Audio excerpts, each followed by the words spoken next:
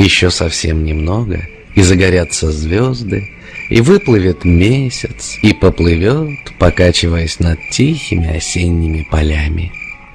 Потом месяц заглянет в лес, постоит немного, зацепившись за верхушку самой высокой елки, и тут его увидят ежик с медвежонком.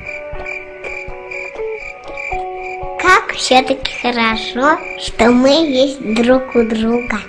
Ты только представь, меня нет, ты сидишь один и поговорить не с кем. А ты где? А меня нет. Так не бывает. Я тоже так думаю. Ну вот вдруг меня нет, ты один. Ну, что ты будешь делать?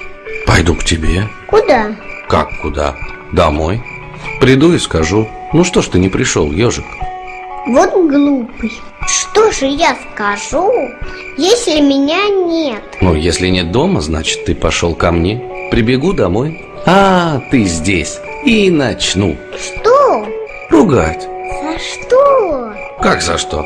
За то, что не сделал, как договорились. А как договорились? Откуда я знаю? Но ты должен быть или у себя, или у меня дома. Но меня же совсем нет. Понимаешь? Так вот же ты сидишь. Это я сейчас сижу. А если бы меня не было, где б я был? Или у меня, или у себя. Это если я есть. Ну да. А если меня совсем нет? Тогда ты сидишь на реке и смотришь на месяц. И на реке нет. Тогда ты пошел куда-нибудь и еще не вернулся. Я побегу, обшарю весь лес и тебя найду.